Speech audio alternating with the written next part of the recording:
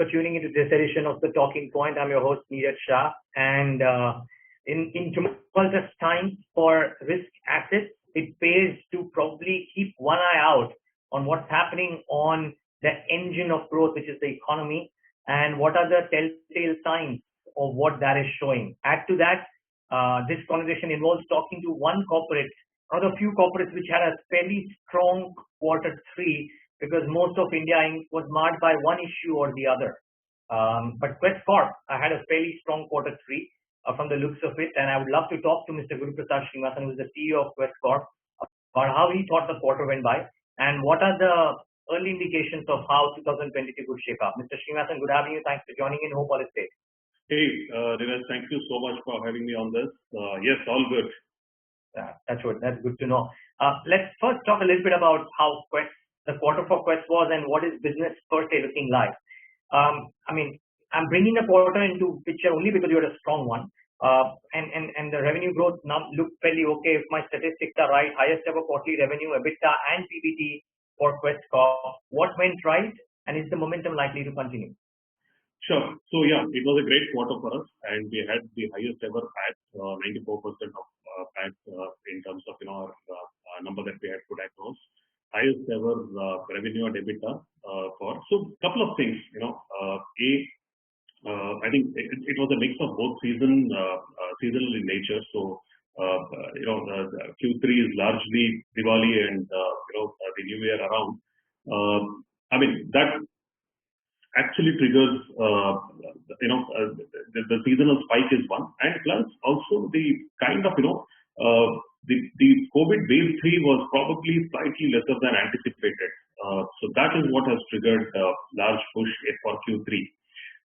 Is it going to be this way? I believe that the signs of COVID wave even in Q4 January is much shorter than anticipated. So it will be almost the same. Is the sense that what we are feeling from our interactions with various customers that we are talking to. Okay, so you kind of saying that the dip in January, if you will, that might have come about, and I don't know if it did, but will be kind of taken care of by an uptick in business in February and March. Correct, that's right.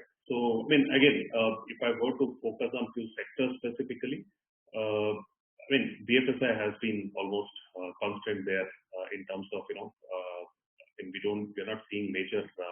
Especially on the BFSI fintech side, right? So there's so much of acceleration happening in that space. Plus, the good story is retail is coming back a bit. That's quite positive. So our indicators, our lead indicators on hiring that from our database, I'm seeing retail is slightly opened up, and not to the extent expected though, but that's a good indicator. Telecom has started showing green shoots, so that's a good sign. Slowly, there are traction coming up, which was almost down for almost about 8 quarters now. So that's the area where we are seeing slight action happening. Manufacturing obviously is hiring a lot. IT has been all over, right? So IT is just going all over in terms of hiring. So overall, I would say from our platform perspective, workforce. We are seeing the tendency of hiring, so we're not seeing any withdrawals symptoms. So specifically to the sector that I spoke to you, they are on track. They are on right track. When it comes to our global technology operations, we are doing extremely good. Our platform business is doing really well, both in India where we do the payroll outsourcing. In the uptick on basic is the kind of measurement that we look at. So that's a good positive indicator. Only area where we probably need to be little more wait and watch is return to work. So our entire asset management businesses, I would say, is little kind of neutral. So that's an area where for us. So with all wave being almost behind than anticipated timeline. So I think return to work should boost Q1 and way forward. Okay. Your quarter was also marked by broad-based growth, and that sense it showed that some of the sectors did really well. I'm inclined to ask you a question, which is on how of course, IT is strong from the looks of it. The fresher hiring numbers that all companies have given me as targets for 2020 or FY23 or 2022 is very strong. And almost every company that I talk to, which are suppliers to manufacturing, talk about how there is an upsurge in capex likely to happen in 2-3 quarters down the line, and currently the government capex is also yielding some results. So therefore, are those two looking like sweet spots, Mr. Srinivasan? Oh yes, absolutely. So I mean, as long as I keep getting escalations on hiring, IT is doing really well, which means we are not really fulfilling as much as we want to, but amazingly well. So absolutely nothing, no complaints in that space at all. Manufacturing, you're right. There are, with the buzz of PLI around and intensification on manufacturing in itself, we are in talks, we are in discussion with many customers in that space where we will see some acceleration coming into as we move into the next quarters.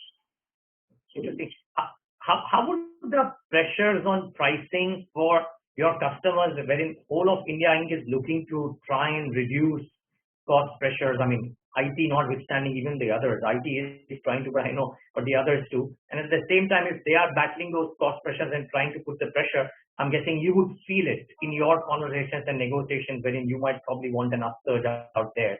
So how is that pull and push working out to your mind for you? So it's going to be, it's going to be that way. Services always will continue to have the cost pressure. I mean, it would be wrong for me to say that we'll not see cost pressure. So the way to look at probably is how can we start measuring the productivity? I think that makes a huge difference. So if we deploy a set of people, we do a time and motion study to see how much of overhead that we can bring down and how much of technology intervention can boost. I think that's the way to go. And with integrated sales, with integrated service, that's going to catch up a lot. So we are doing end-to-end services for customers to optimize the cost, to bring down the cost to serve, and see how we can bring in efficiency into the system. So the language of productivity is something will take priority going forward, and that's the way to go. Okay. In the call, I believe you highlighted 2 or 3 reasons in particular which led to fall in margins, which, if I read correctly, you mentioned that some of these pressures could be tackled in the next couple of quarters. But what I read of the transcript didn't give me, the report didn't give me an exact measure of whether you are confident that the slight margin pressure that you saw in quarter 3 would reverse in 1 or 2, or is it a wait and watch kind of a scenario? Can you talk a bit about this? So I would say a clear wait and watch. So it wouldn't really jump up in coming quarters. For simple reason, in our workforce business, if you look at, we have an element of training and skill development which was actually boosting our margins up.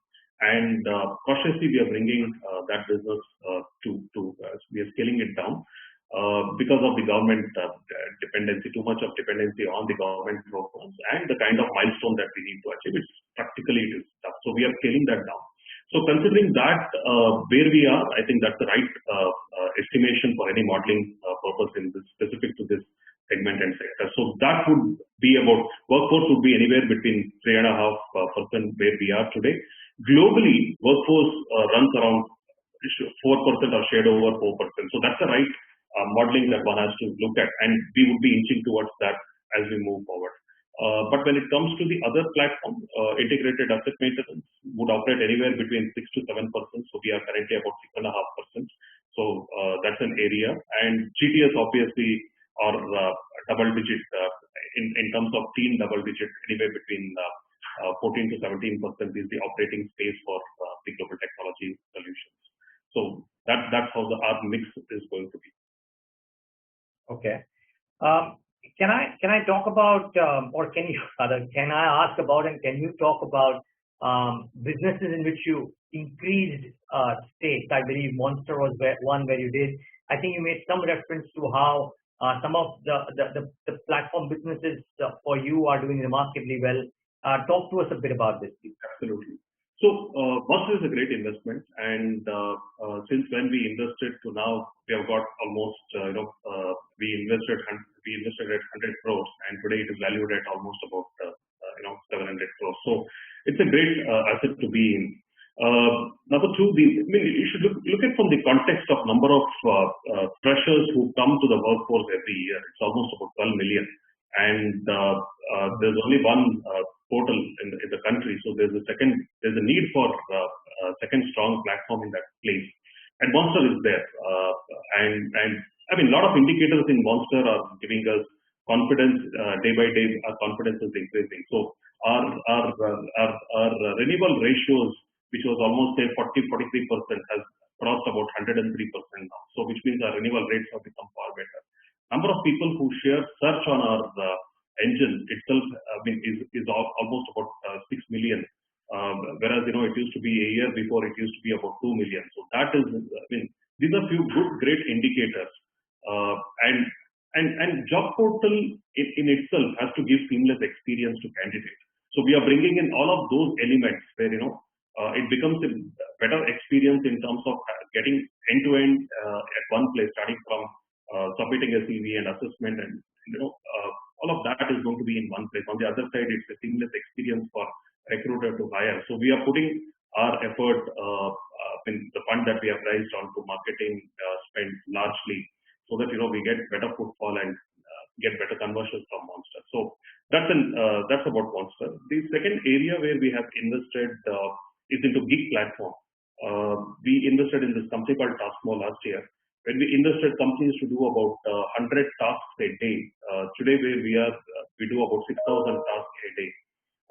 So it's an amazing platform going forward. I mean, as and when the new labor code comes in, and regularization of the new labor code will also regularize gig workers. So that's going to be a new type of employment that's going to be part of the employment mix. Sorry, can you talk a bit about this? I didn't quite get it. Can you talk about that? Yeah.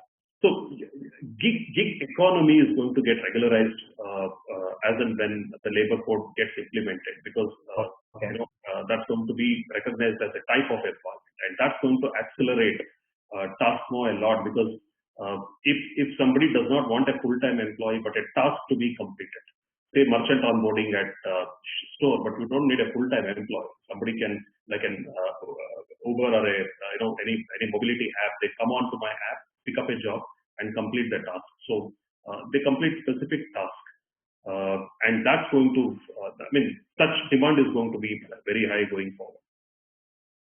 Interesting. Interesting. And so you kind of platformizing the gig economy, if you will, whether or not it does eventually get recognized as a full-scale employment piece or no, is a separate thing altogether, right? It's going to be a combination of everything. Look, the way it's going to evaluate over a period of time, you will have full-time workers, you will have part-time workers, you will have gig economy, you will have apprentices, you will have trainees, a combination of everything for an enterprise to use very effectively. It's not going to cannibalize. Each one are not going to cannibalize. I mean, every type of employment is going to stay. So it's going to be a great mix, from employment or enterprise perspective. And how competitive is this space, Mr. Srinivasan? It seems a very interesting model. I'm just trying to understand how competitive is this platform for Taskmo? It is evaluating. If you look at it slowly, it's an evaluation, and as I said, we have almost 500,000 taskers on our platform who can pick up and do any kind of task that we want. So, and all this in 1 year. So, quite stunning. Okay. Last couple of questions. A lot of reports that came in post your quarter 3, actually pre-quarter 3 as well, spoke about some of the decisions that Quess as an organization in the last few time periods has taken to, in their words, rectify the capital allocation strategies. And almost everybody says that an eye should be kept out when it comes to Quess on how do they pursue the capital allocation over the course of the next 12 months. In your con calls, in your investor meets, you would be asked this question as well, private or public.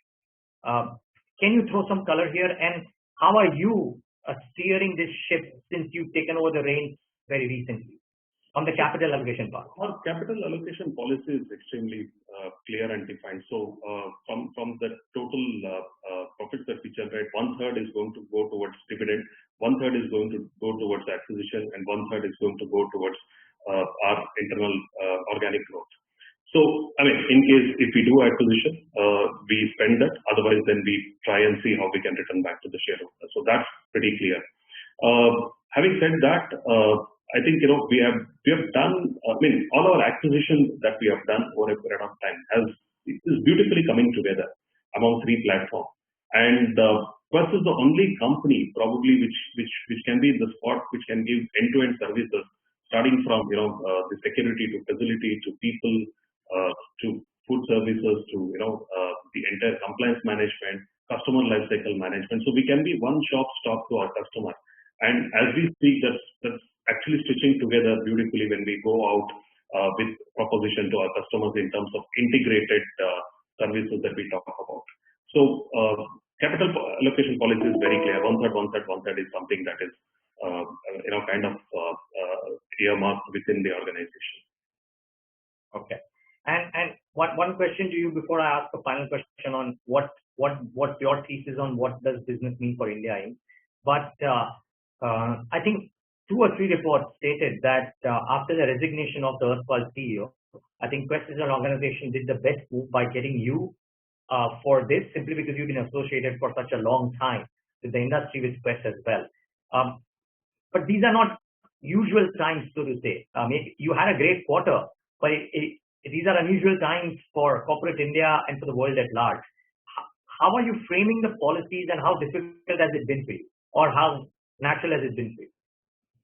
So I would say it has been fairly natural for me in this transition. So we're not really. I'm not finding it difficult at all, because I have a great team, working with me, and across fantastic team to work with. It has been quite easy for me to jump into this role and start looking at what has to be done for future. So it has been very natural, I would say. Okay. Last question, really. What do the trends indicate for how would India, because hiring would give a sense of how companies are thinking. Now we have a clear indication of how IT companies are thinking, because they are hiring left, right, center. What about some of the other verticals? Where is it that you find strength? You mentioned telecom, and that's after 8 quarters, it's great. And where is it that you believe that things have maybe slackened a little bit compared to what they used to be? So, as I said, retail and the entire entertainment division has to come back to normal, right? So then people go out, spend, buy more. Spend. The consumers have to spend. That's when the economy is going to really get back. I think that we are seeing in the verge. So from our hiring data, retail is something which is very clear about retail, e-commerce, logistics and supply chain. So all of that is going to really take more load going forward. And with all the schemes that are announced, or with the kind of budgetary announcement, manufacturing is going to get intensified a lot. So that's an area to look for. And of course, fintech is another area to look for, because more digital happening in that space. So barring IT, these are the areas, BFSI, that entire finance, BFSI sector, then manufacturing, and specifically to telecom and retail. So these are the areas to definitely keep and watch on. Okay, Mr. Srinivasan, thank you so much for taking the time. Lovely talking to you, and look forward to more interactions with you on Quess and the indication for what it means for corporate India. Sure. Thank you so much, Neeraj. Thank you so much. Glad to be part of this. Yeah, the pleasure was ours. Viewers, thanks for tuning into this edition of the Talking Point.